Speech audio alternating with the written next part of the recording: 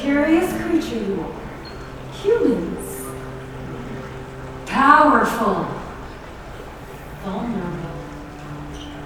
Beautiful and flawed. Judgmental. Loving. You are tossed into the flow of life, caught in this marvelous, confusing existence. Pushed along by forces known and unknown, you weave your way through the river of life.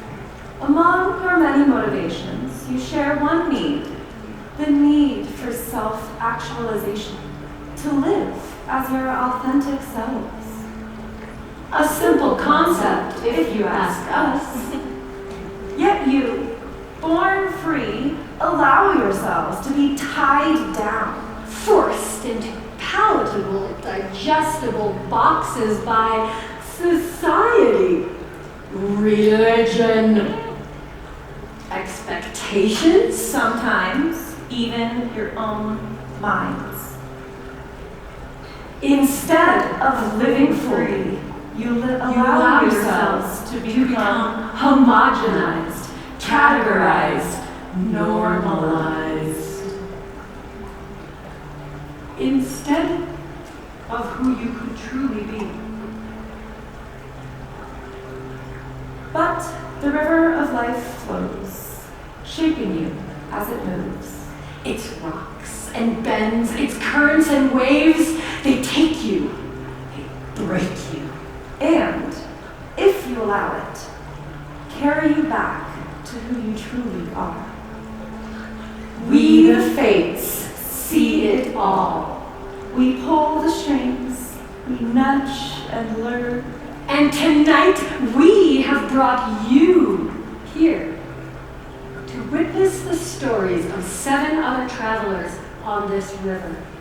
Valerie, Mickey, Dave, Kevin, Molly, Blake, Anissa. Each will share their stories, a story born in the current. But make no mistake, this is your journey too.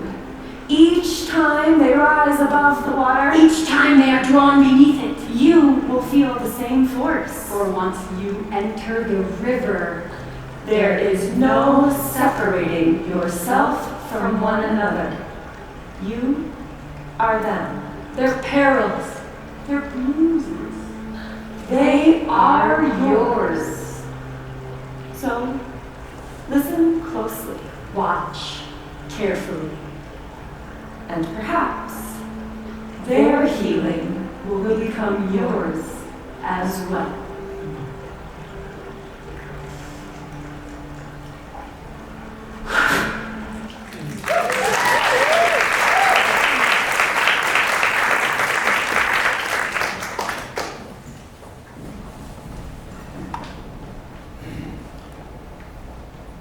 During my life, I hid my true self from the world, deep in the shadows where no one would know. In the darkest of those days, I began keeping a diary in which I recorded my innermost thoughts and feelings. When those innermost thoughts and feelings became too big for words, I often released them in the form of metaphors. My metaphors are not poetry, and I am not a poet. They were simply my way of giving an outlet to those words from my soul. 6.5 years ago, I stepped out of the shadows and into the light as Valerie. At that time, I put my diary away and have not glanced at it since. My diary was always intended to be my closest kept secret. I actually kept it under lock and key in a safe. I never intended to share it. But over the course of time, the wounds have healed, mostly. And tonight, I'd like to share some parts of it with you.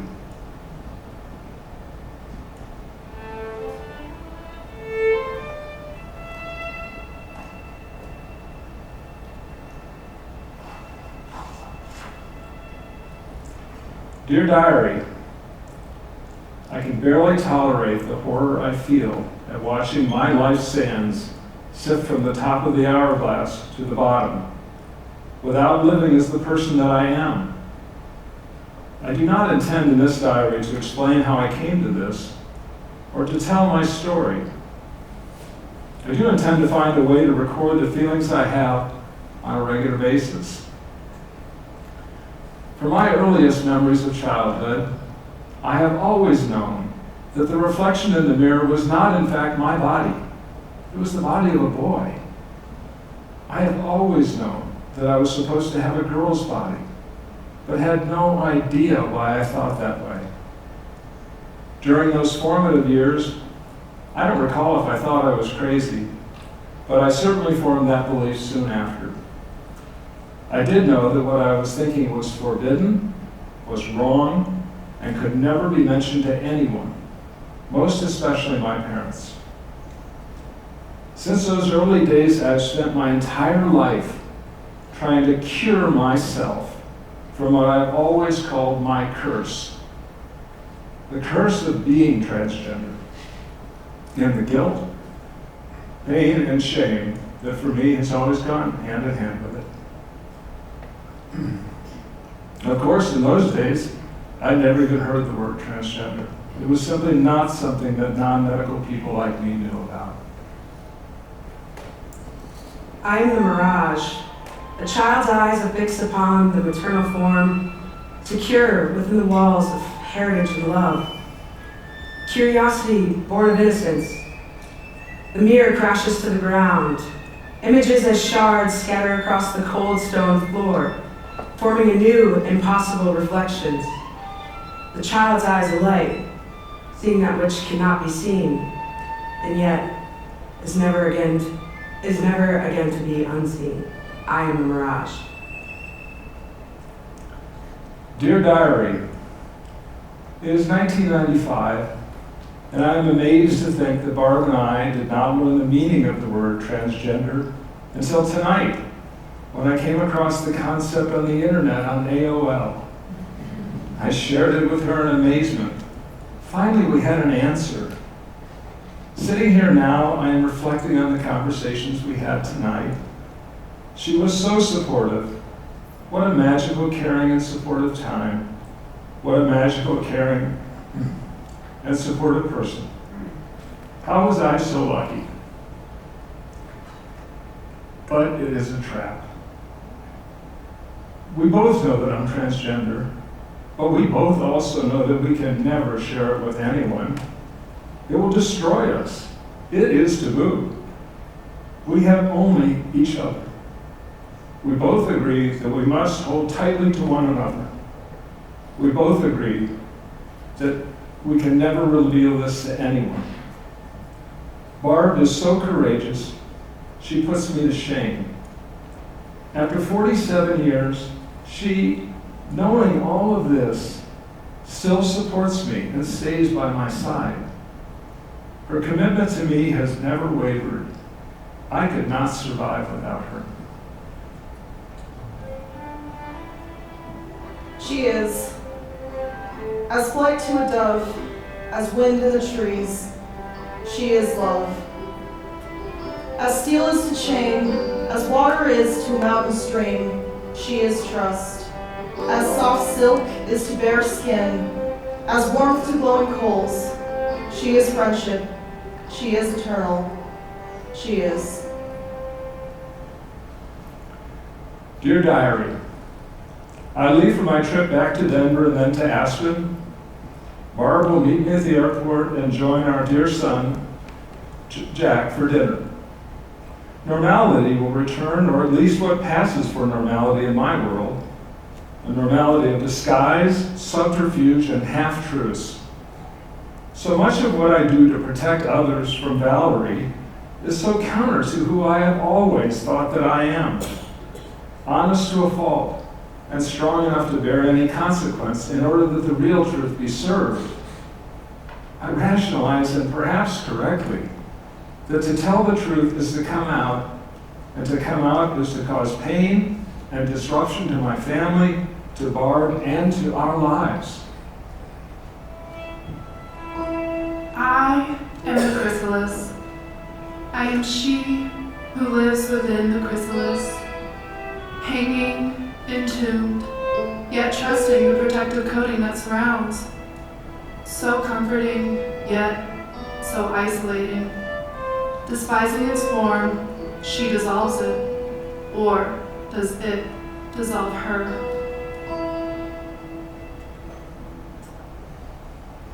Dear Diary, I walked the streets of Annapolis on a wonderful warm day in fall weather. The fear gripped me, as it often does, that I am trapped and there is no escape other than my own death.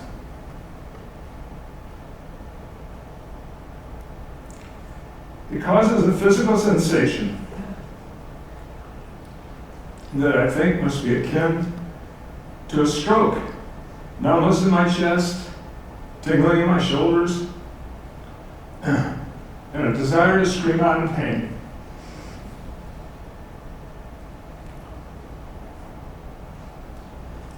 Countless times in this single afternoon, I thought that I could and should just do it.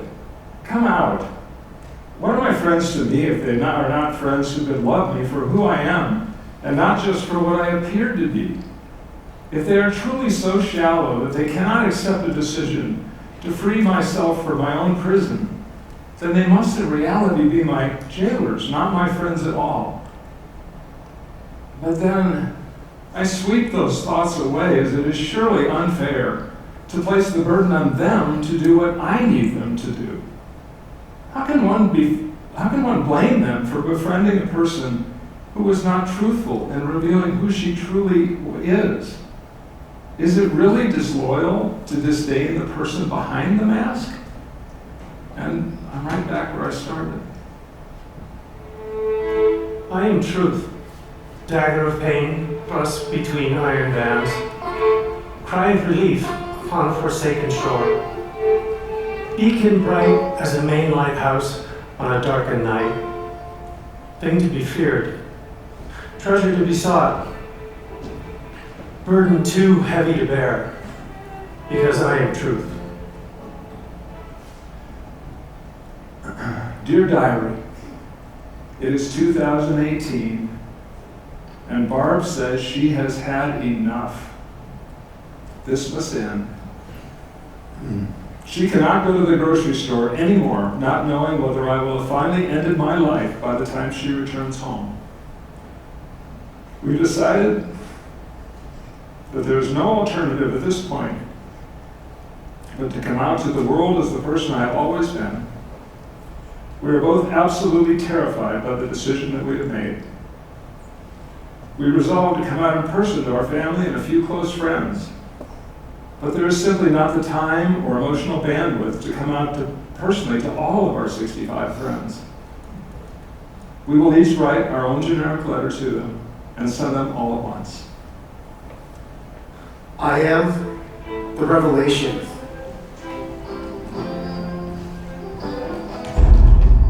Anxiety, pressure, self-doubt beyond any measure, veiled, opaque as night, impenetrable, at long last cast aside. Sudden light flooding in, revealing the form within. Impossible acceptance and embrace, inconceivably sustained.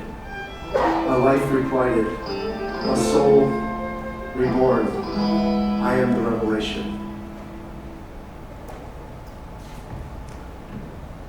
Dear Diary, I had checked into the hotel in my normal male garb, and I brought my field male clothing with me.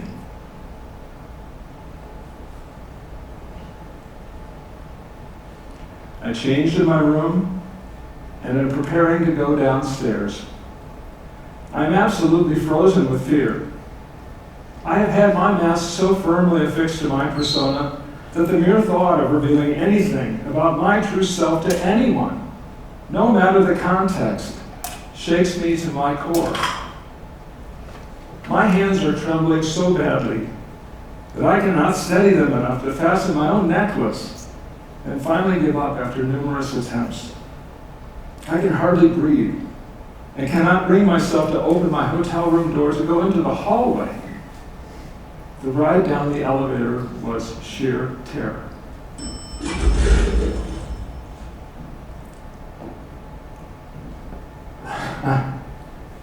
As the elevator doors open, the lobby is packed, jammed with people.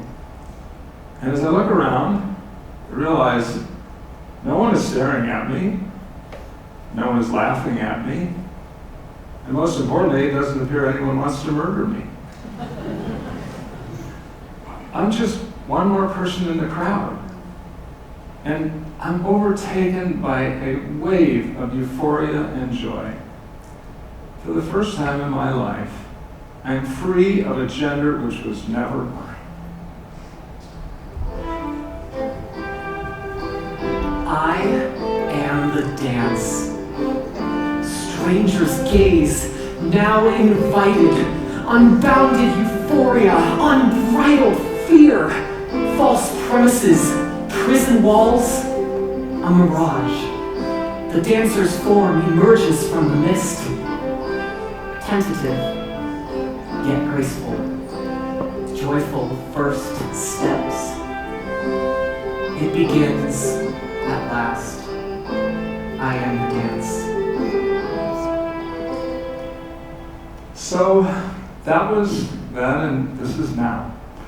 I've often told this story during the course of my life that if there had been an easy button, like in the old Staples commercial, that said not transgender instead of easy, I would have pushed it without hesitation. Even after I transitioned, my hatred of myself was so embedded in my psyche that I remained convinced that if I had but one wish, it would be not to be transgender. But I had no easy button. It was wired in from birth. I've often wondered over the course of my life why it was that I perceived this essential element of myself as my tragic curse. And I've come to realize I was the most transphobic person I knew for the simple reason that I assumed the world would hate and despise me for being transgender. For the simple reason that I hated and despised myself for the same reason. But over the course of time, these wounds have mostly healed, and I'm at last comfortable in my own skin. I've thrown the easy button in the place where it always belonged, in the garbage. And in doing that, I've been able to forgive myself for being transgender. And I realize that in a way, I've been afforded this amazing opportunity to live life from a uniquely different perspective than I would have had I not been transgender. And I wonder how wonderful it would be if we lived in a world where transgender children like me were loved in the exact same way as every other child.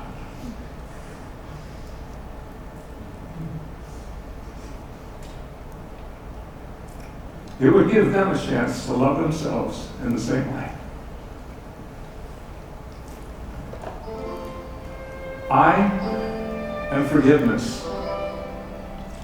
A cloud bursts, rain falls, cool, purifying. A dam breaks, rushing water scours clean. A waterfall cascades, bathing, refreshing. And at long last, a parched soul steps from self-inflicted doubt and is free.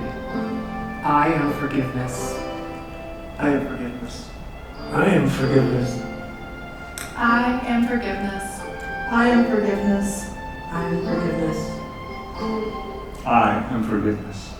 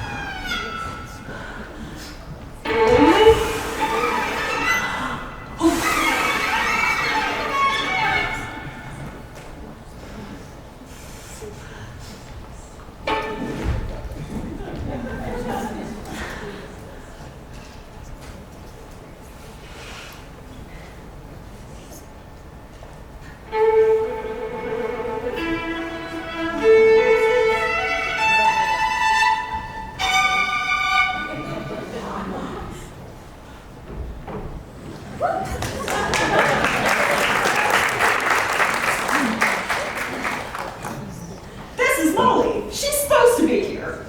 If you hear me calling for a line, that's part of it.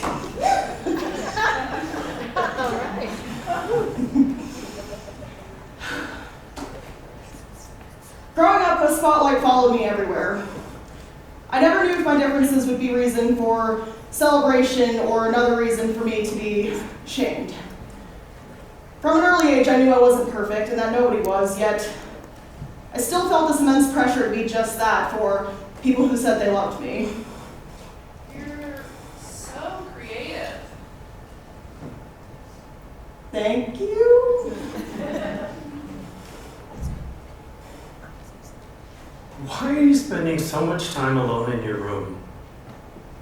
Well, I need to feed the creativity. Why? I always knew I was different. I always knew I was different. Everyone always pointed it out. Not that that was necessary, because I myself could recognize differences from the moment that I gained consciousness. I never understood this need to be examined so closely. Line. My loved ones made sure I knew. My loved ones made sure I knew. Every move I made, every word I spoke, anytime it felt like I did anything, really, it was just wrong. Too much, not enough, never just right. This Goldilocks effect was present all throughout my life, like noxious weeds invading my headspace anytime I did something. Anything, really. It's so nice to see you trying. I saw the play. You were good. Almost like a real actress. Just make sure you find a real job when you go forth with it in college. You know, you really shouldn't try to be so pretty. It looks desperate. And we don't have to hear about theater all the time. You're not special because you're different.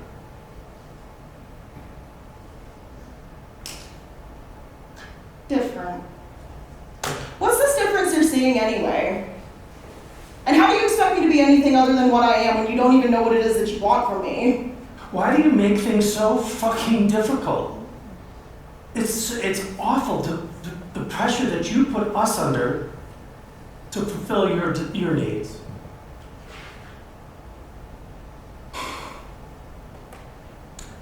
I can feel my soft heart hardening with each new complication. And all I could think to myself as this stream of what I had started to dub as diet craze kept flowing in was, oh, they're gonna lose their shit if they find out I also like girls.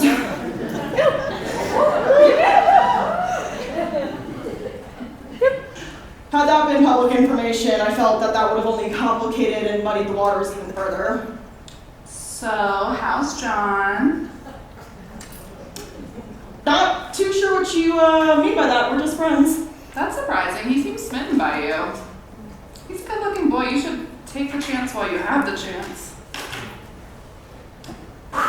You know, I'm actually not really focused on dating anybody at the moment. You're not going gay on us, are you? What if I was? Well, that would be a problem. Fuck. You know, I tried. I really tried to be a version of myself that would make people proud. A version that wouldn't make them squirm. But no matter how hard I tried or decided to put myself into whatever little box was being built for me, it wasn't enough. I felt like I wasn't enough. You know how people say that you can't really love someone until you love yourself first? I'm not too sure I believe that fully. You see, it's really hard to pour love into yourself when you don't know what parts of yourself are worthy of being loved.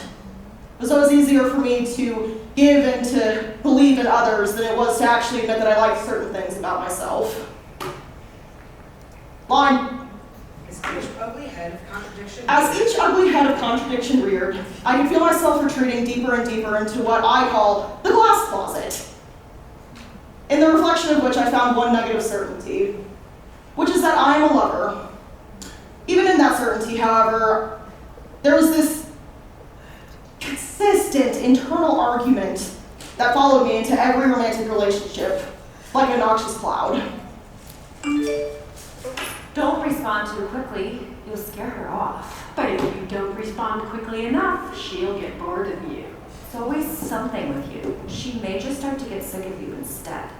Maybe she's too good for you. You're too much for her, like you always are.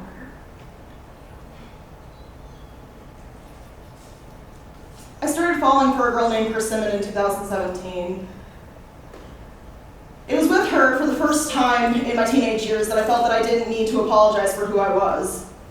In a lot of ways, she showed me that love was not some thing to be possessed. She embodied it and poured it into life's punch bowl freely, allowing it to be consumed. Line. Something that I needed to do X, Y, and Z. She showed me that love wasn't something that I needed to do X, Y, or Z to earn. She just was it. She saw me in every good, bad, and ugly position. And for the first time, I felt comfortable being in all of them.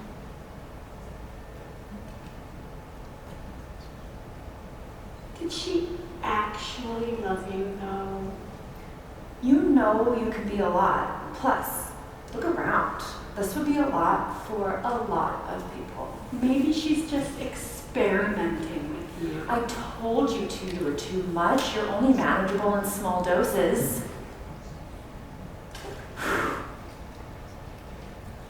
I still remember what that first kiss felt like. It was akin to jumping into a cold river in the desert heat, chills I have yet to be adorned with again. Even the most mundane of activities with Persimmon felt like one of the plots of those coming-of-age movies where everyone's just a little bit messy. We had this way of not so much being comfortable in each other's mess, but collaborating and working in ways to slowly start cleaning it up. That was until I started making messes that I couldn't clean so easily. Part of me knew that me and Persimmon couldn't last forever. I wish I could stand here on this stage and tell you all that her and I lived happily ever after on a wheat farm somewhere in Washington, but that wasn't in the cards. I wish I could remember what that last kiss felt like. I don't even remember the last time our lips touched. You're an idiot for thinking you could make a relationship like that work in a town like this. Oh, you're so silly to think that she would have been around to put up with you longer than a school year. You're so much. You're too much for her. I told you so. You didn't try hard enough.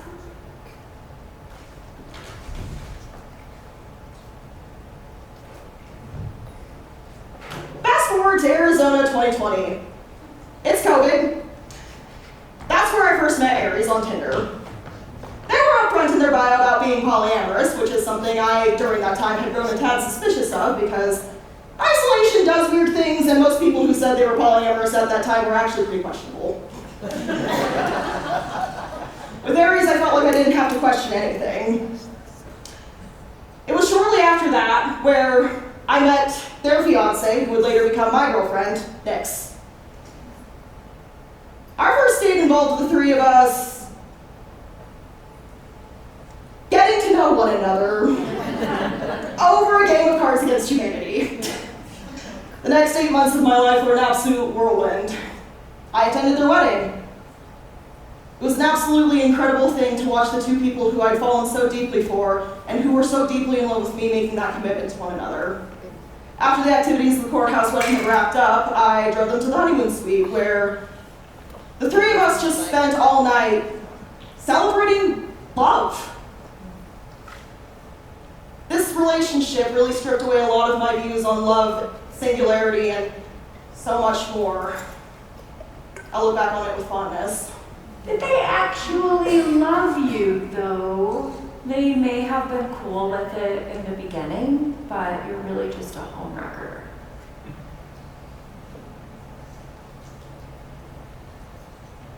could have tried harder. Oh, look. Nick's just said what I've been telling you. You really are a disgusting human being.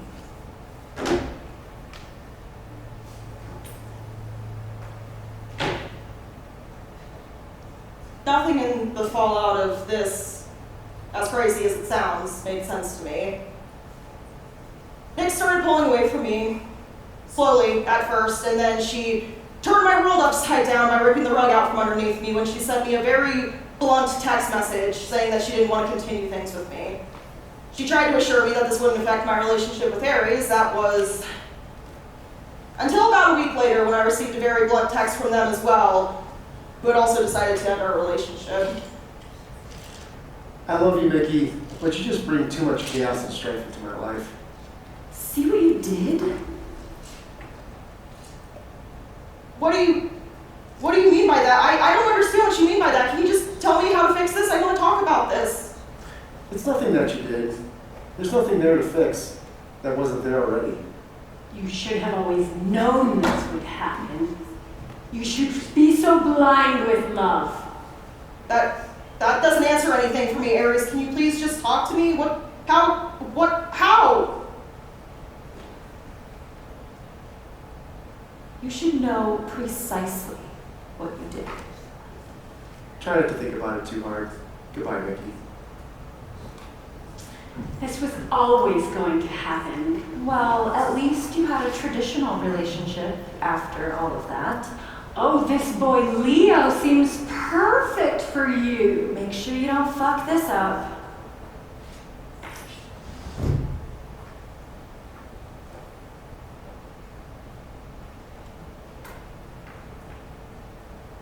I started dating my ex-fiancé Leo in May of 2021 and ended things in February of 2024. I want to say that this is a relationship that I'll always be grateful for in the sense that he took me from Arizona and back to Colorado, a place I have always and will always call home, but I left there coming here and coming back with him thinking that I finally found that in another person. But I didn't, and he wasn't. We were a house destined to catch fire, ignited by a river he made of liquor and a lack of transparency. When we eventually did, I had to go on another wonderful little side quest of rediscovering things about myself. Again. Maybe, if you weren't so busy trying to have healthy conversations, you would have actually gotten married. He really was your perfect match.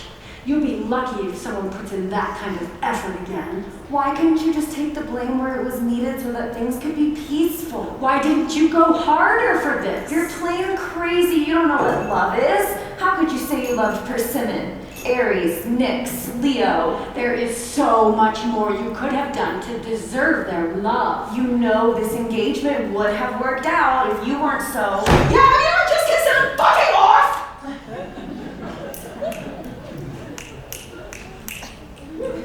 Oh shit. Hey! Line! I've always been a lover. I've always been a lover.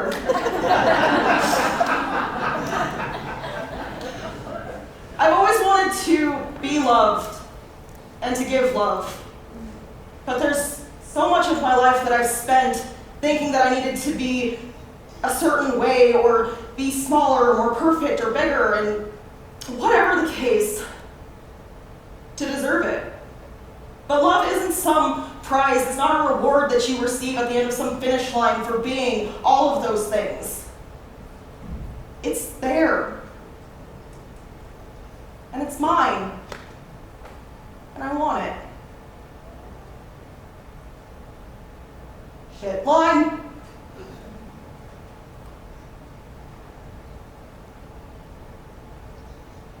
You are deserving of love, Mickey. Just as you are. Thank you. Yeah, Mickey. Yeah, Mickey. Yeah, Mickey. Maybe I couldn't love Persimmon the way I wanted, and maybe things didn't work work out Paris or Nix the way that I had hoped for, and maybe I didn't get married, but maybe that's okay. I spent so long trying to be so much for so many other people, but right now, I'm just me.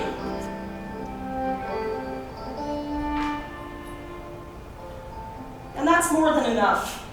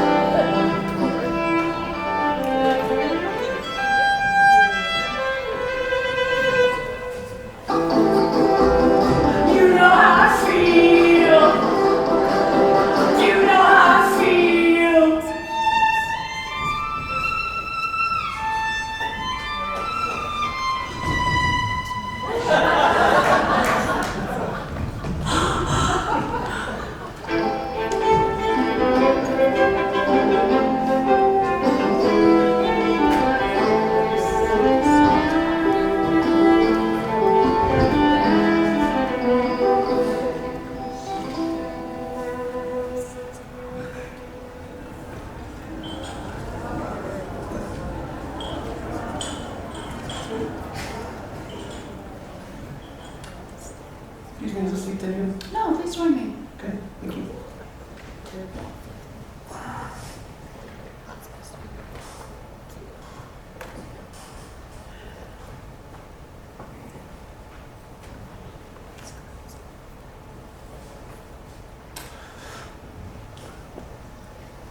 Hey kiddo, you just headed off to your first sleepaway camp. Camp recommended that we write you on the first night, and when Mama told me, I thought, we just saw her off this morning. What in the world do I have to tell her? Well, Mama being Mama, she had plenty to tell you. But I want to say that I'm very excited for you to go to camp. I always wanted to join the Scouts just so I could have that experience.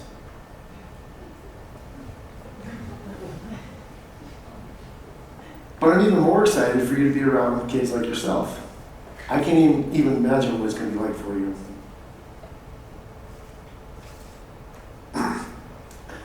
Do you remember me telling you about that production that I was asked to join, Queer Voices?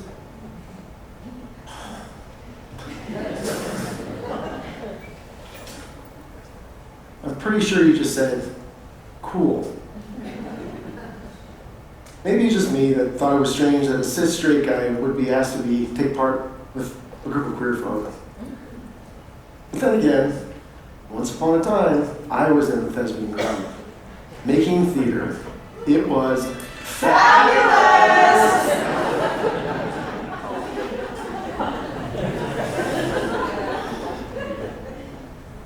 Sorry, I'm going overboard. But hey, anything's possible in a play, right?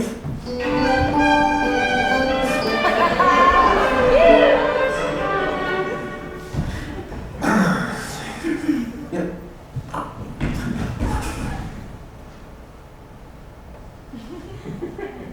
Anyway, I want you to know that I tried to be there for you every step of your journey.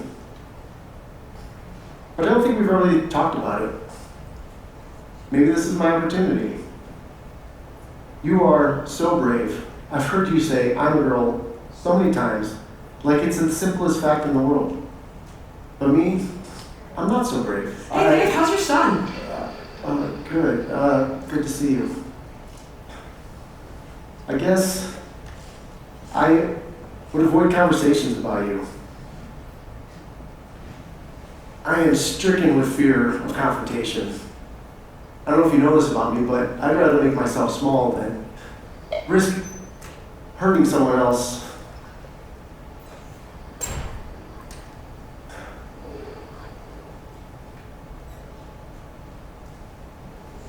And that's why it probably took me a year to tell your aunties about your transition.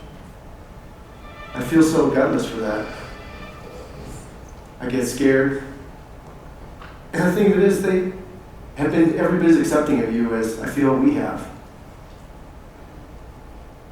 but I think I understand why Poppy gets so upset when we talk about you.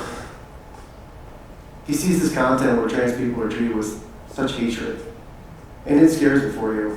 I try to tell him that you are unapologetically you. How do women have sex with each other? Yeah, I think you were about 9 when you asked me that question. You just recently come on to us as gay, and we were just hanging out together at the pool, and yeah, I didn't know how to answer that one. Maybe I could have bumbled through the heterosex question, but I think I said something like, I'm not really sure how to answer you. I felt ashamed. I even talked to our family therapist about it. I was lost. When you change schools, you're in your element on back to school night, showing us your classroom, your locker, and your crew teacher had such nice things to say about you. But he was using a name that we didn't recognize. When we asked you about it, you said it was the name you were starting to go by. And when I asked more about it, you responded, No, Daddy. I don't remember how I came up with it. you're reinventing yourself. Okay. I get it. I did the same thing when I was your age. Then, one night, after bedtime, you came downstairs upset. I didn't understand what the problem was that you needed to talk to Mama about. But we ended up in your room, and you were expressing a discomfort. It was a discomfort I really had no idea how to interpret. That I thought, how can I help with this situation? I don't remember the details, but you were not happy with your body. So, me being me, I started talking about science and facts and how you and I have, well, and you screamed, No! Don't say penis!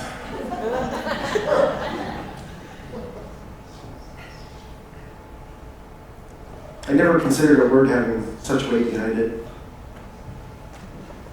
I had no idea how you felt.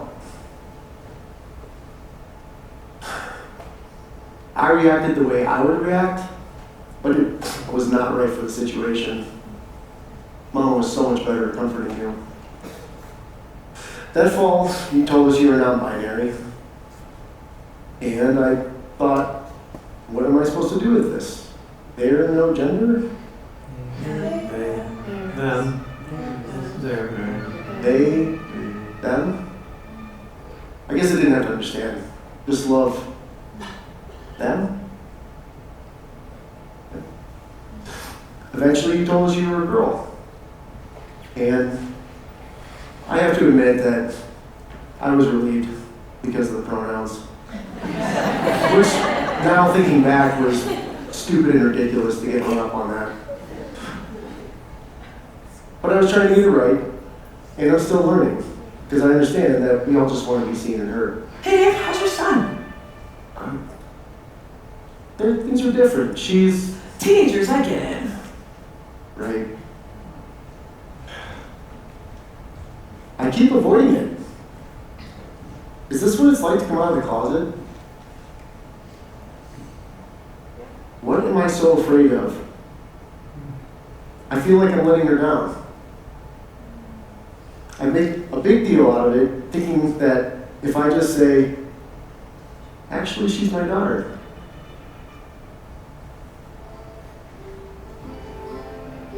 It's been a process, but we're figuring it out. She's still herself. It turned out we had a daughter all along. It's not your job to make people comfortable. Yeah, Mom's right. I project my fears onto other people, and honestly, most people don't care. It's me that gets scared. But you know what? You've always been you. You may not have always known who you are,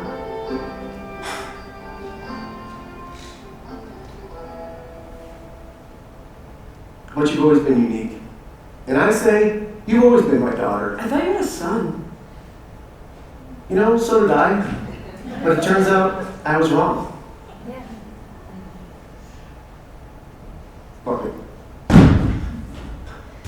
I have a daughter. I love her. And she's cool as hell.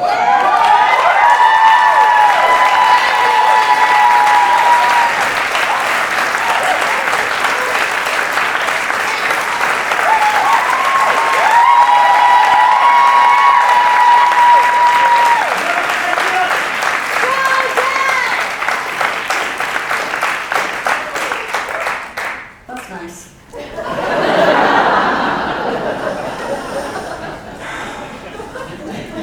And so it goes, my lovely daughter. Every day I try to draw strength from you. I'm so glad your hair is growing so beautifully. No one even second guesses that you're a girl. But I just wish, and this is selfish, that the world could just see you as you are, without question. But until that day, I see you.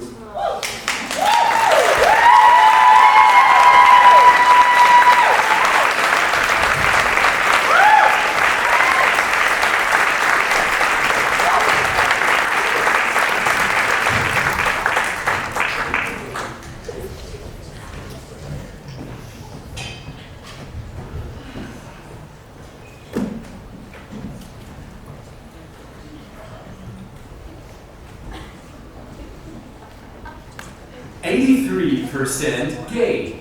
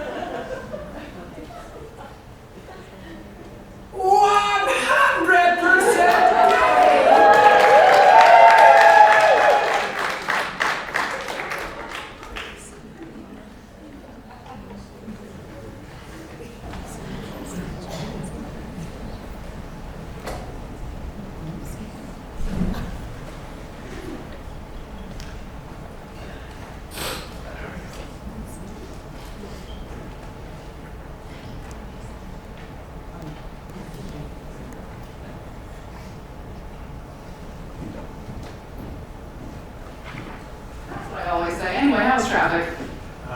It's LA, so it was horrendous. Oh, I hear ya. Can I get you any tea, coffee, water? No, I'm all set, thank you. Okay, Miss Sullivan will be right in. Thank you. Thank you.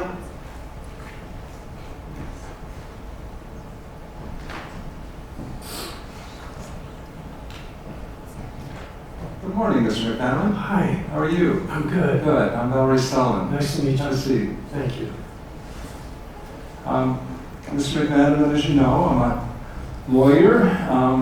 My firm, Lambda Legal, specializes in representing people in our LGBTQ community, and we're happy that you decided to come in today and talk to us. I have an intake sheet that our legal assistant took from you over the phone, so I know some of the basic facts, but I want to go back over them so I get a true understanding of what's really going on here. As I understand it from the intake sheet, you and your partner, another man, adopted 2 children. Is that right? Correct. All right, and unfortunately the relationship didn't work out, and now there's a dispute over custody and visitation of those 2 adopted children. Is that basically right? That's it. Okay. Well, look, before we get into all the questions and so forth, let's just be sure we're clear and clear-eyed about what you're asking to get into here. Gay marriage is not legal in our country, and so it's not going to shock you to know that there is no law on the rights of one gay father in relationship to an adopted child adopted with another gay man. I think you've talked to other attorneys and friends according to the intake sheet that have told you your case is hopeless. Is that right? Yes, correct. Yeah, well, they might not be far from wrong. There's simply no law to support your parental right to visitation or custody in our country. And I'm not going to sugarcoat it for you. I was involved in a case in Virginia 2 years ago that involved very similar facts, and we lost. And it hurt. I think I've got a different approach, but you should know that this case, if you were successful, would set the first landmark decision in the United States involving the right of an adoptive gay parent to visitation with their child. Okay? Yes. Are you prepared for that? I am. All right. Well, let's start from the beginning. Can you just tell me how did you meet your partner? Sure. At a party. The year was 1992. I was a closeted gay man. I was married, but in the process of getting a divorce. I moved out, started running, and joined a gym. Lo and behold, the gym was full of beautiful men. And some of them wanted to be my friend. I needed friends. I was alone against the world in my closet. I was invited by the boy with the nice biceps to a house party. My heart was racing, and the moment I remember so vividly was this very handsome man walking through the door, simply dressed, white t-shirt, jeans, and shiny black dress shoes. I know, weird, the shoes. We didn't talk much that evening. English was not his first language, and there was an accent. He called the next day and invited me to lunch. How long did it take after that before you moved in together, Mr. McMahon? About a year. Okay. And I, maybe between the lines, but I would guess that you two fell in love and became committed to each other, committed enough that you decided you wanted to adopt a child. Is that right? Yes, correct. As we just talked, if gay marriage isn't legal, I can't imagine that two gay men going into an adoption agency went smoothly. So tell me about how that went. Yeah, right. I had a very good client that I was working on a project with. She's a psychologist and a professor, and she had just created an adoption agency. I immediately asked her, "Do you place children in gay homes?" And she said, "Sure." And that is what got the ball rolling. It was literally like the typical gestation period, and Sophia came home after 9 months. So Sophia was first? Yeah, Sophia was first. Ephraim came along 2.5 years later, and that process only took 6 months. All right. Was there any formal agreement regarding co-parenting? No, there's no such thing. There's no legal framework in Michigan for two gay dads in an adoptive situation. So his name was on the paperwork, but we both knew we were going to raise them together. All right, so nothing was ever formalized? Correct, but you should know, our family was completely integrated into the community. Everyone knew us. Everyone knew that we were raising our children together in the same home. There were baby groups, nannies, swim lessons, tennis lessons, dance recitals, all the usual stuff. Until the usual stuff was not enough. And then it got ugly. It got violent. And after 11 years, he left. He took the kids just like that. One day, there was a car in the driveway and they were gone. He took the kids and moved to California. I was powerless against his decision. I'm sorry to hear that. And I have to ask, how did that affect your relationship with your children? Right, at first I still saw them. I flew out once a month, took them on holidays, but then about a year after they moved, he sent me an email saying that I could never see them again. And just like that, my children were taken away from me again. He told me, and I quote, "I've told them and they are fine with it." And that was 6 months ago. I can't imagine how painful that must have been. It's like having a part of you ripped out, but I can't just let it end like this. I've been their dad from the beginning. I love them more than I could ever explain. Their names are Sophia McManaman-Zara and Ephraim McManaman-Zara. Burdening them with a hyphenated last name that included McManaman was too much to ask. So they both carry my last name as their middle name and my ex's last name. But because, and only because, his employer paid half the adoption cost. So here we were in the whitest suburb in southeast Michigan, two white gay guys with two little brown children, and it's 1999. I was not aware of how deep and absolutely penetrating a father's love for their children could be. I was consumed with love for them. You mentioned that your partner, your ex, has control over visitation at this point. Is that correct? Yeah, he's a control freak. Everything has to be his way. And if it wasn't, well, I paid the price. In what way? He checked every single box for narcissistic personality disorder. I was unfamiliar with the concept. My ex's desire for attention and praise became all-consuming. His controlling nature was like a tidal wave. I became successful, that was a problem. I became independent, that was also a problem. I didn't dress well enough. I didn't drive the right car. I was too fat. I was too thin. I was constantly criticized for not being enough.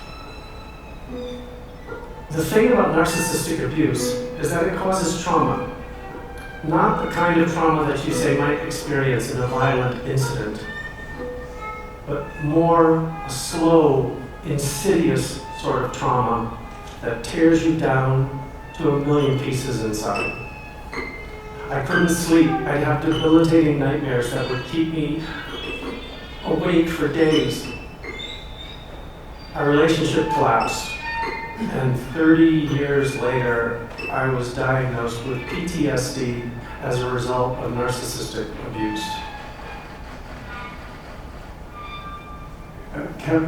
May I call you Kevin? Yes. Kevin, look, when I present your case in court, I'm going to make sure that the court understands the abuse and trauma that this man has put you through. I'm going to make sure the court understands what you've been through. But look, here's the hard part. In a child custody and visitation case, Kevin doesn't matter. The test is, and I quote, "What is in the best interest of the children," close quote, not Kevin. And so I have to ask, how would your children's lives be better with you in them? I know it would be better for them. I was always there for them. I didn't care if people stared because, they had two dads. I taught them how to swim. I helped them with their homework. I love them the way any parent would. I just want them to have what they deserve. A father who loves them, and I deserve to be their dad. All right. Kevin, you need to understand the nature of the litigation you're talking about getting involved in. It is, in effect, a fishbowl, and you're the fish. Every single thing that the other side wants to get into, they can, and I can't stop it. Your health history, your sexual history, your drug history, your arrest history, your psychological history, your history on history on history. And they're going to use it against you in a way to try to make it appear that you are not a fit parent. Are you prepared for that? Yeah, I don't care how hard it is or how long it takes. I'm doing this for them. You ready to be victimized all over again? I can't. Look, this is going to take everything you have. They've already taken everything I have. I'm ready. Whatever it takes. They're my kids and I'll never stop fighting for them. All right, Kevin. We're going to take your case. We're going to prepare the paperwork. And we're going to move forward. And we're going to do this together. All right? Thank you. I won't give up. Not ever. All right. Thank you.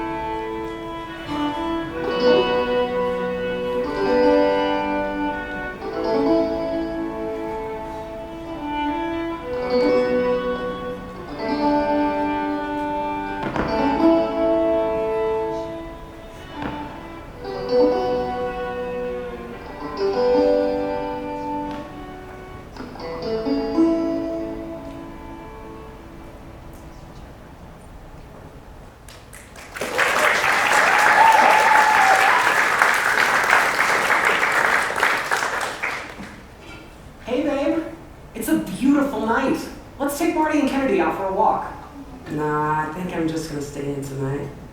Seriously? Come on, you gotta get up off the couch. I'm exhausted. Let's go! And grab some layers.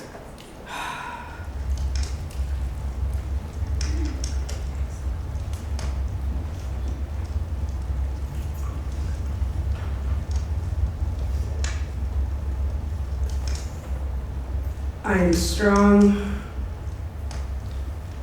I am meant for this. What? I just feel so lucky to be going through this hell with you. Processing emotions can be difficult, and sometimes it helps me to write it all down. Maybe it'll do something for you too.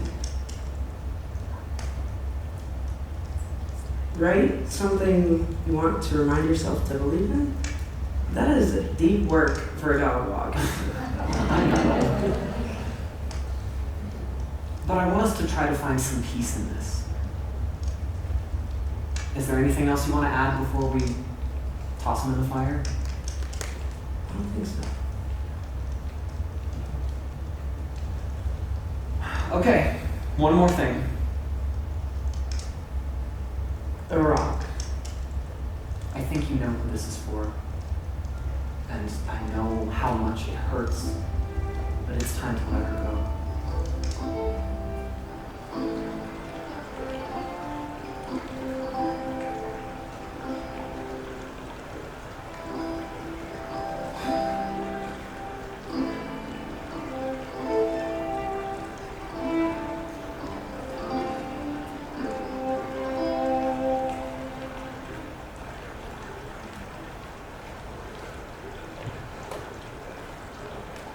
She was tall, dark, and beautiful as she walked into the brewery across the way from my Denver bungalow.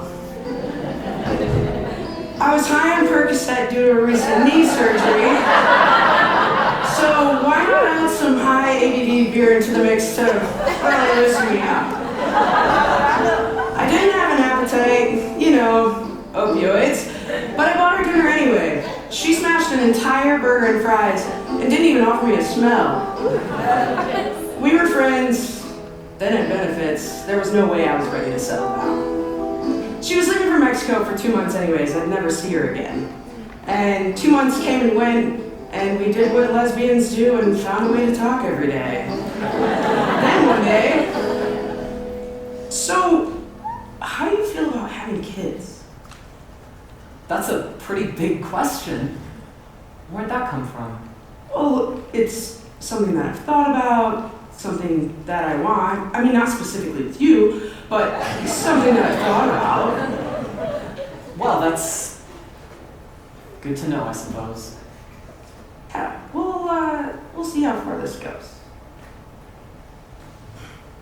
Carly lit an absolute fire in my soul the moment that she drunkenly told me she was in love with me. And on September 3rd, 2022, we got married in front of 125 family and friends.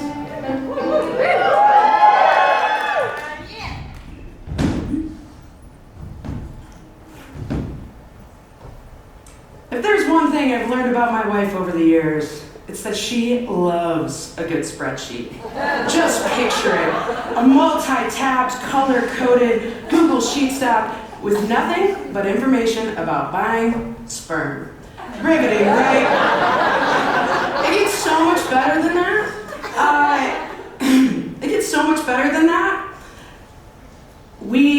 Picking out a donor is like a dating app, but on steroids.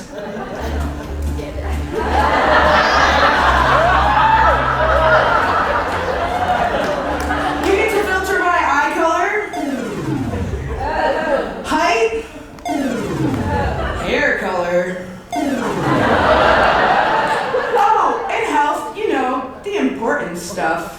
They even have interviews with these donors, and there was one particular part of our donors interview that we absolutely loved. No question, no fill in the blank, simply a bullet point stating, Elton John.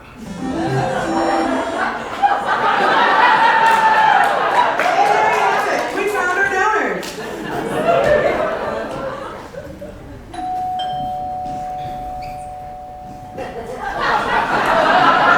The sperm has arrived. A month goes by and another try needed, and just so you know, the bucket's not full of sperm. More sperm has arrived. And another month goes by. More sperm has arrived. And another month goes by.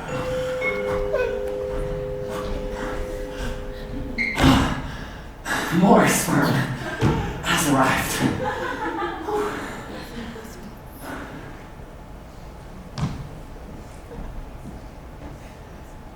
And this time, it worked.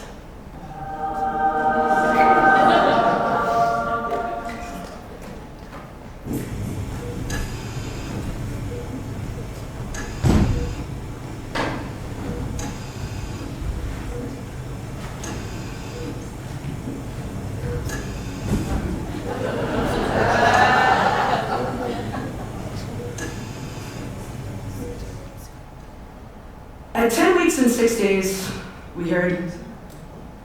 Sorry, I have to tell you this thing. Your baby no longer has a heartbeat. I lay in the most compromising position, doctor standing between me and my wife, and I lay looking up at a screen that shows a fetus that is grown, but no longer moving. Advice was given to us to head to Denver to have a surgical DNC to avoid further health complication and infection.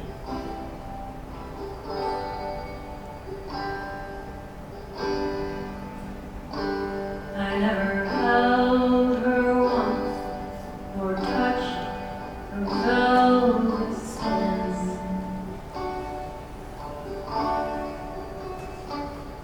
But with one eye open, she took all world in. She was to be our sunshine. She stole the moon instead. Now we look up from the snow, set our prayers on the wind, and like a pebble into a pool, she made the moon anew, and a winter's day can be a girl, lovely and cool. DNCs are terrible, they're painful, emotionally traumatic, and beyond that, what felt like a constant reminder of what should have been. You bleed for days, and in my case, weeks, passing blood clots the size of my thumb daily. You cramp. After all, they do scrape out the entirety of your uterus. Feels like 1,000 tiny kittens scratching at your insides. Imagine putting your drawer of cooking utensils in a bag. That's what it sounded like that day when they put the medical devices on the counter. They sedated me with equal doses of fentanyl and ketamine, and just when I was almost lucid enough to function, I vomited almost on command. An hour later, I vomited some more. That's kind of how the day went. But the moment that I had a complete stranger pulling up my underwear with a pad the size of a diaper, lying on my back, legs in stirrups, half naked and too fucking high to move or speak, I was sure my dignity was thrown so far out the window that I'd never get it back. And just like that, it's over. It's concrete, it's done. And our dreams are right out the window, right alongside our dignity. Like a tether, light as a feather, she drifted away.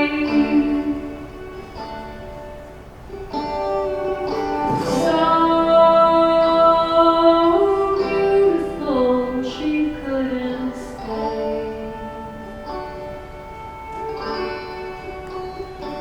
Though we have just begun, sometimes it feels like enough. And after 90 years, one more day's worth of strife. But whether it's deep inside or comes to us from above, we must bend our knees, bear the beams of love. And like a pebble into a pool, she made the moon anew, and a winter's day can be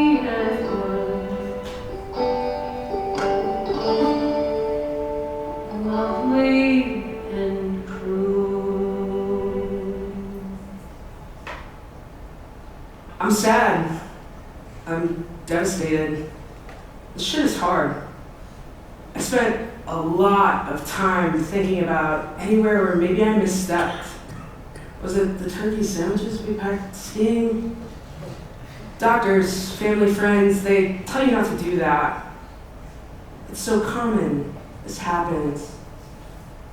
It'll happen when it's meant to happen. Right now, I feel alone. We feel alone.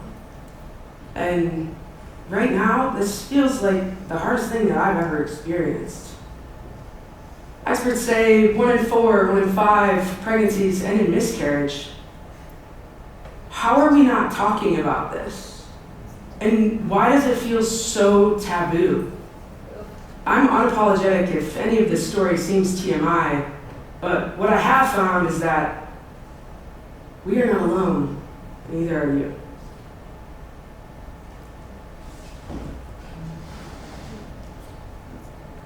We started trying again, 3 times to be exact, and it turns out the buckets of sperm just aren't working in our favor. A week and a half ago, I went to Denver to have a cyst removed off my right ovary, bigger than a baseball.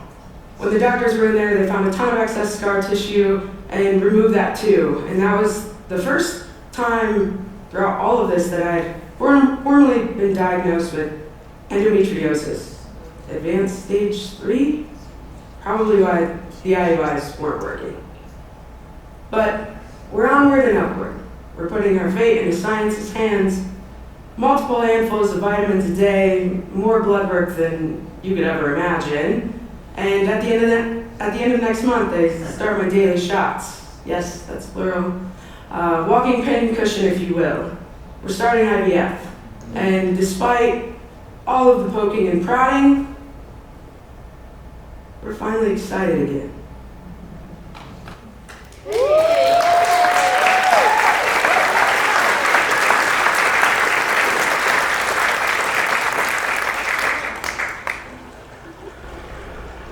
September 21st, 2024. To the baby we never got to meet, my goodness, you were so loved by so many already. We spent our days dreaming about your future. Would you be an athlete, a creative, whatever it be, you were destined to be great. And although our time was cut short, it surely will never be forgotten.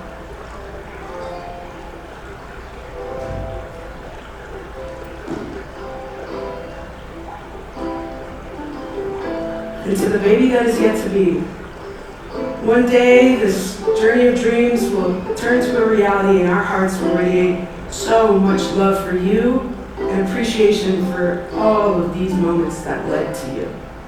Our path ahead is still a bit foggy, but one thing is concrete, and that is that your mother and I are ready whenever you are.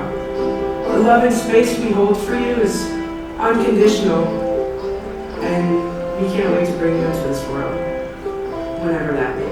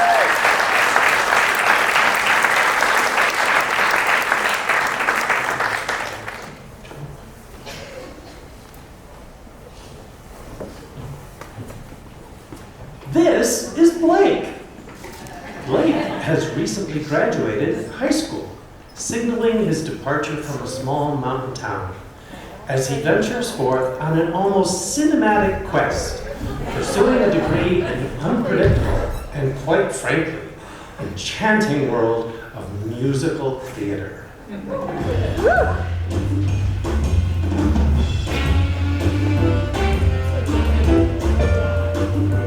Blake found himself daunted by the sprawling metropolis and its inhabitants, pondering if he had perhaps bitten off more than he could chew.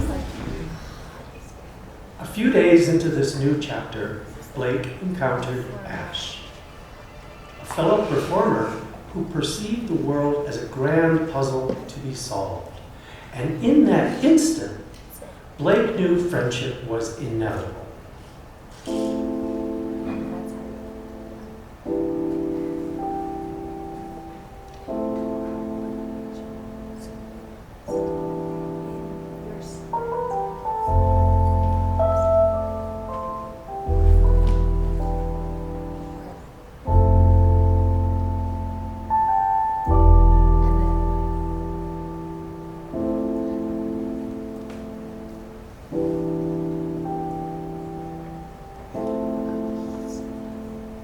Unfortunately for Blake and his friends, this initial excitement would be short-lived.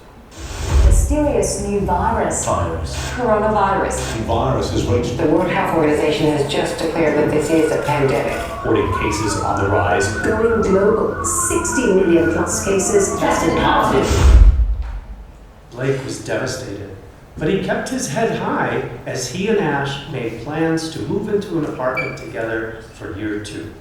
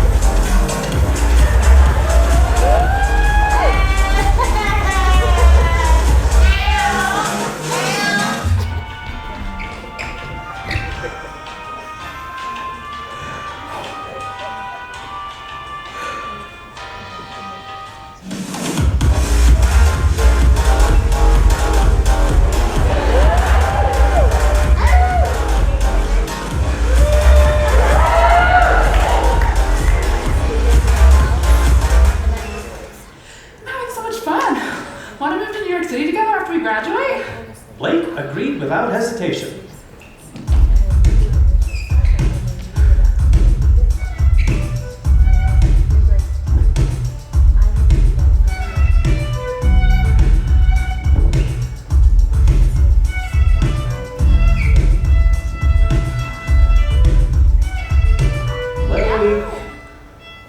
I know this is all very exciting for you, but be cautious. You know that Ash is unstable.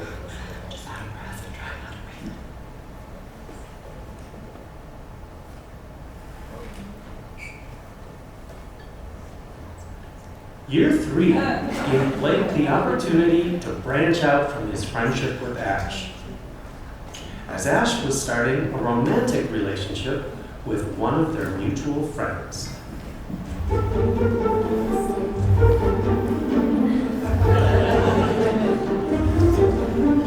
Blake navigated fresh creative landscapes, cultivating new friendships along the way, yet a magnetic pull continued to draw him back toward Ash.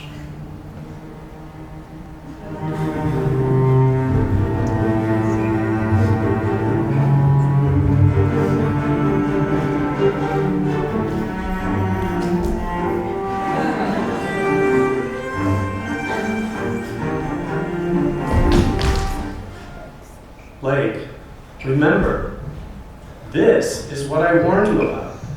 Ash doesn't see anyone as an equal. How long do you think before he treats you this way? But Blake didn't have time to dwell on that because year 4 was about to begin. This was the most stressful and high-stakes year of Blake's college program. Each student had to prepare their own set of audition material to present to a panel of casting agents and hope that it was received well enough to be selected for performance at the annual showcase in New York City. This year could make or break Blake's career. This was also the year Blake had the opportunity to model in a runway fashion show for the very first time.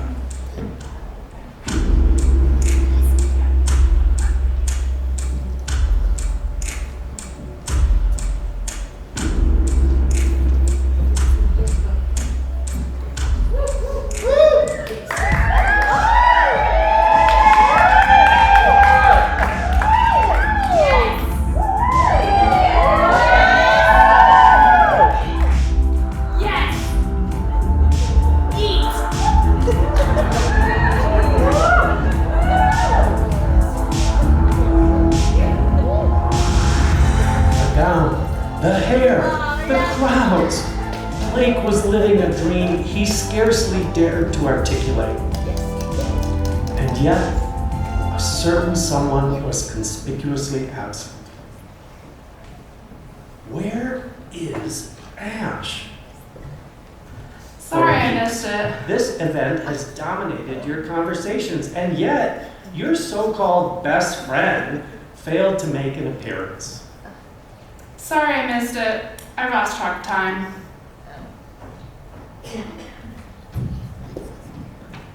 And I don't want to move to New York City together anymore, and I'm also going to move my boyfriend into our apartment. Sorry.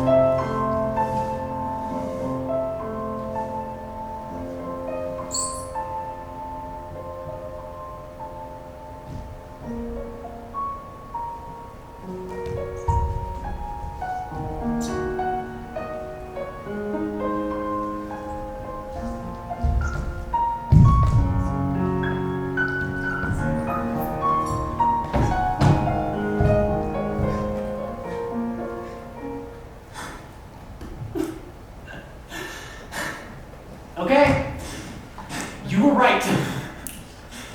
You were right the whole fucking time. Is that what you want to hear? I'm an idiot, and everything turned out exactly the way you said it would. Did you hear me? Help me! Where do I go from here? Where do I go?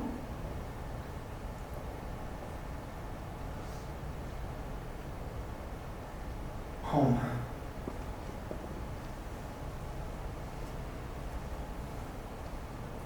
I moved back home after 4 years of living in a fantasy and having it all crash down around me. I came home and I was angry. I was angry at myself for being so gullible and naive, for not listening to what my gut was trying to tell me. I felt stuck.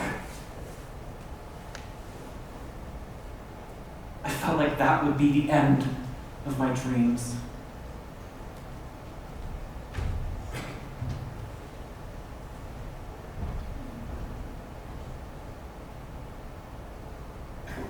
I canceled my plans to move to New York. I didn't trust myself. Without Ash, I didn't think I'd be able to make it on my own especially in one of the most unforgiving places in the world. But then something unexpected happened. I started finding opportunity right here. I took dance classes again, joined a gymnastics gym, even reconnected with local friends and mentors.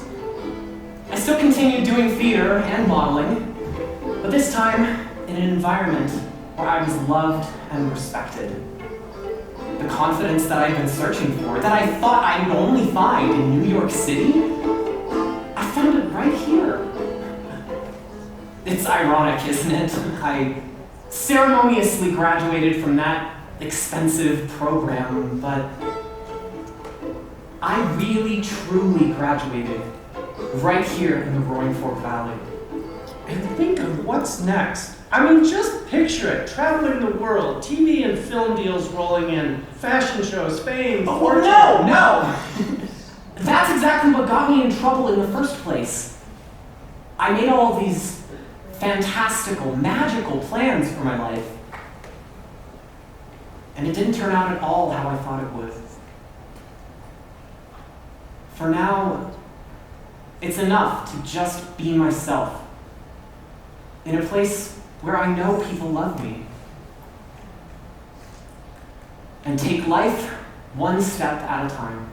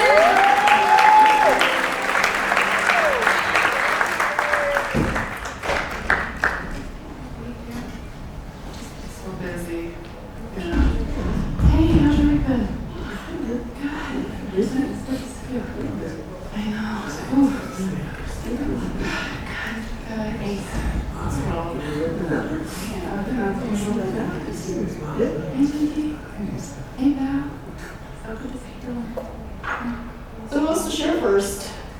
I'll go first. As you guys know, I'm autistic and a CODA, which stands for Child of Deaf Adults. And ASL is my first language, American Sign Language, and so sometimes when I get overwhelmed, I go nonverbal, and then I've really been able to rely on that to support me and kind of give me my voice. So hopefully I won't need that with all of you today. And I just wanted to share the story of my near-death experience and how it shaped my identity. So this piece is titled, Put a Pin in It. We love you.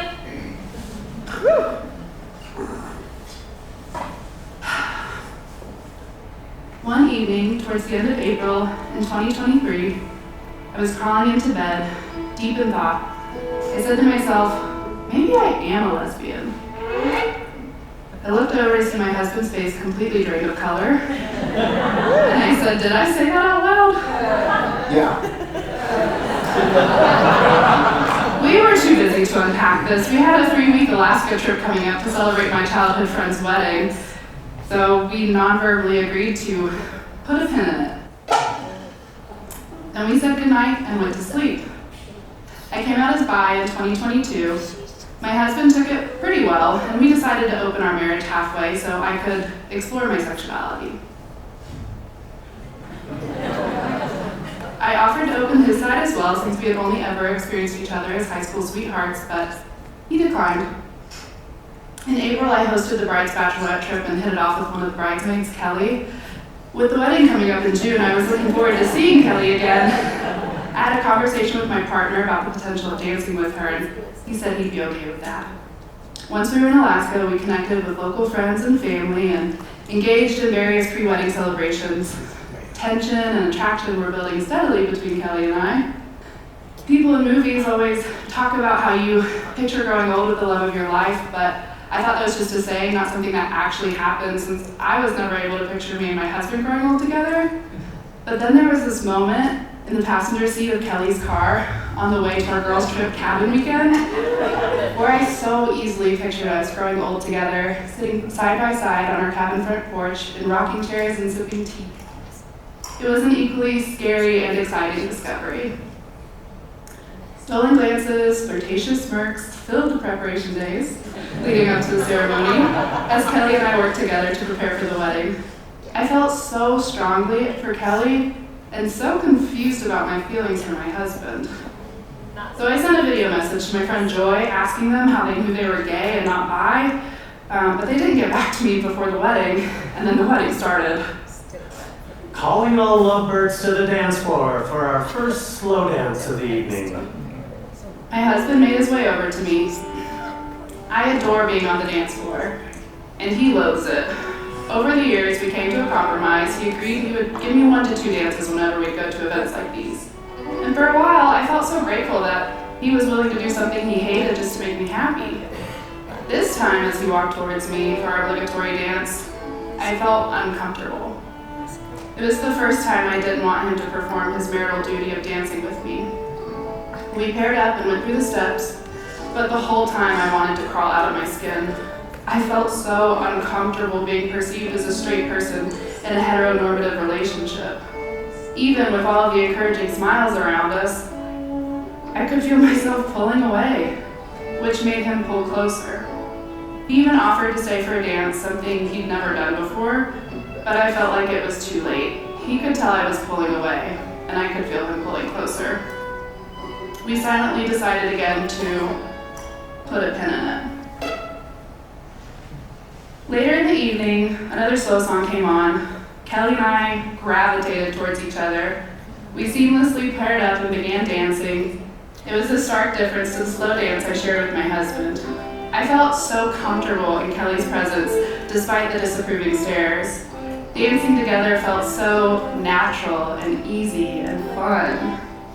Later, she whispered in my ear to Meet me in the bridal suite upstairs. and I nearly chased her up the stairs in excitement. To our disappointment, the bridal suite was busy, with everyone packing up and clearing things away. But as soon as we started pretending to clean up too, everyone disappeared. We immediately drew one another in and began kissing slowly, passionately. I remember tasting beer on her breath and liking it, which was weird because I wouldn't kiss my husband if he'd been drinking because I hated the taste of it. It got steamy pretty quickly. A month ago, I told her half-jokingly that everyone likes being choked a little. And she implemented that knowledge. I embraced her body close to mine and whispered that we should take things further in the back room. She made it clear that she wanted to but couldn't. We heard someone coming up the stairs and pulled away. I was on cloud 9, floating down the stairs with all of my belongings. I got in the car with my husband around midnight, and the first thing he said was, It really hurt me seeing you dance with Kelly. I'm sorry, we also just made out in the bridal suite, so... That actually doesn't bother me so much, seeing you connect with someone when I could tell you didn't want to dance with me. I took a deep breath and apologized again for hurting him. Then I explained that I didn't have the capacity to have a healthy conversation about this right now. I asked if we could put a pin in it until the next day. He agreed. The next day we went went for a walk. He wanted an answer regarding my sexuality. Hell, so did I. But I didn't have one. I felt like I was being asked to choose between the secure life I had built and a question mark. I knew that if I came out again, I couldn't stay married to my husband and identify as a lesbian. That label meant leaving the life I had so carefully crafted for myself. Life had been so volatile until the point of getting married and buying a house. I had more freedom, respect, and stability being his wife. How was I supposed to give up the safety I had just secured? So again, we put a pin in it. The next day was the last day of our big Alaskan adventure. We planned a rafting trip with friends who were seasoned rafters, and after the safety briefing, we boarded our single-rider rafts and entered into the glacier water that is Portage River. It was a perfectly rainy day. The icy blue water was moving swiftly. The majestic, lush green, snow-capped mountains rose up out of the water on both sides to kiss the clouds. The views were immaculate and the company even better. My friend Katie made cupcakes for our voyage and was icing them and topping them off with sprinkles as she handed them out to us. I took in the moment with a heart full of gratitude before realizing I hadn't even looked at my husband since we got in the water. I felt bad for neglecting him and paddled up to him so we could enjoy the view together. But as soon as our rafts aligned, an invisible vortex of water ripped my raft away from his. Low-hanging branches of a tree swept me into the freezing water. My lungs expelled all of their air and wouldn't inflate again. I thought that I was dying. I made peace with it pretty quickly. I figured I had lived a full life with plenty of adventure, and leaving Earth in such a badass way would be acceptable. I didn't want to traumatize my friends, and I was bummed I couldn't explore my sexuality any further, but ultimately felt peace about leaving Earth. As I was coming to terms with dying, Dave paddled up to me. He asked me to signal if I was okay, and commended me for having my feet up like the safety briefing mentioned. He told me to let go of the rafting paddle.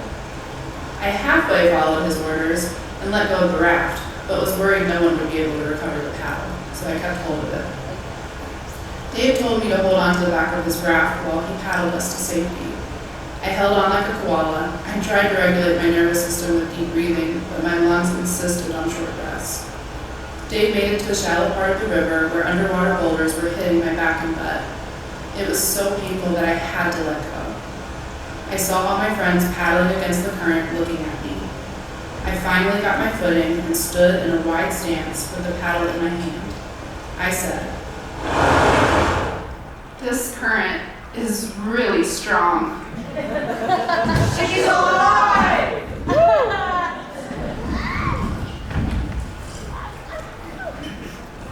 Later I realized the raft symbolized my marriage and the paddle symbolized my husband. It was a false sense of security that was actually hindering my chances of survival. I needed to let go.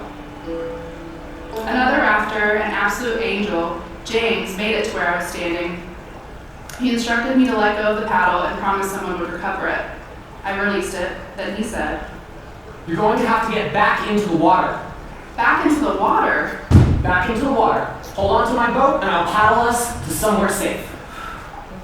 I submerged back into the freezing water, noting that I really couldn't feel anything, and wrapped my arms and legs around the craft to hold on for the next leg of this rescue mission. James paddled fervently towards the next patch of land and unintentionally waterboarded me the whole way. I thought for sure I'd die from the combination of hypothermia and drowning, but I held on tightly, hoping they could at least resuscitate me upon arrival. After some time, I felt the boat hit the shore and someone pulled me out of the water by my life vest. The women surrounded me on the island, and one of them said, "We're going to have to undress you. "What?" You're going to have to get undressed." They took all of my clothes off, and before I knew it, I had 2 beanies on my head, 2 jackets on my torso, and a towel around my waist. No one had packed an extra pair of pants, so I was Winnie the Pooh in it for a while. They asked me some medical questions to make sure I was okay, and while I heard their instructions and was able to respond verbally, the message going from brain to body to execute the actions went undelivered. I commented that I felt like something much more serious had happened to me than I had realized. Everyone nervously laughed and kept following their safety protocols. Apparently, hypothermia impacts cognitive functioning, and my brain was slowly shutting down. Despite that, I was cracking jokes, trying to keep the energy light, and I had a moment of realization in the chaos of it all when I spotted my spouse standing there 10 feet away watching everything unfold. That imagery felt really representative of our whole relationship, him being absent when I needed him the most. The rest of the group lined up next to me to create a wall of protection from the wind. They invited my husband over to help, but he remained distanced. Katie adorned me with green heart glasses and her rubber waders. I told them I felt like America's Next Top Model in my new garb. The group shoved Rowan's homemade cookies into my mouth, emphasizing that I needed carbs to survive. I thought about how this must look externally and laughed internally. What a scene. Once I was a bit more stabilized, we did some warm-up exercises that evolved into silly laughing and dancing.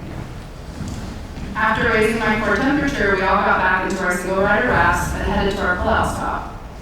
I had lost my glasses in the tumble, so Kelly offered to guide me to shore. I followed her closely. Once docked, the group led me to a car with heat blasting. Later, I would realize this experience symbolized that I would be ripped away from everything that I knew, and I would feel like I was dying.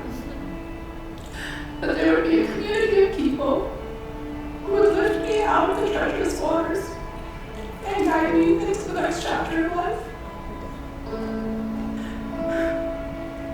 The crew packed up our rafting gear and loaded it into the cars. My husband took the driver's seat next to mine, and Kelly sat behind me with her hand on my shoulder. The drive back was quiet. I was deeply processing everything that had happened and the fact that I had almost died. My husband did mention it. We stopped by a waterfall on the way back, took a photo, and I remember thinking that was going to be our last photo together. The next day we had breakfast with my Alaska friends and tearful goodbyes before flying home. I sobbed uncontrollably looking at the breathtaking mountains from Alaska to Colorado. I was going to miss the state and my friends so much. I was also grieving the next step I had to take. We arrived in Colorado pretty late and decided to go to bed, effectively putting a pin in it just a little while longer. The next morning, I finally got a video message back from my friend Joy and pressed play cautiously. I cried through the entire video and cried through my whole morning routine. I had the clarity I needed. I faced my husband and tearfully, painfully pulled the pin out. I told him, I'm a lesbian.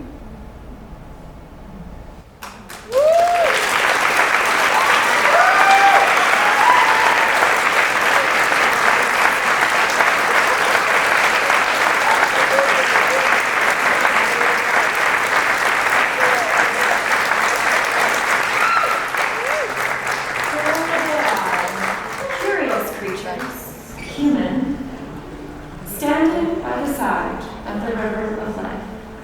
They are taking a collective breath. The current is still present, but for now, it has slowed for them. Look at them, holding each other, laughing, crying at the same time. They are bruised. They are sore. And yet, there is a new glimmer in their eyes. A tenderness among them, an understanding that goes beyond words. Let's join them in this moment of reflection and connection, and let us hold this moment within a song.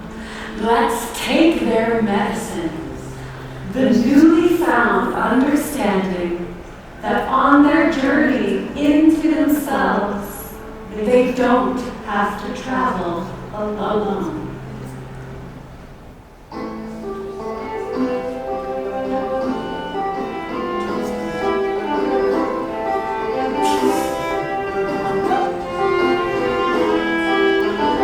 Birds flying high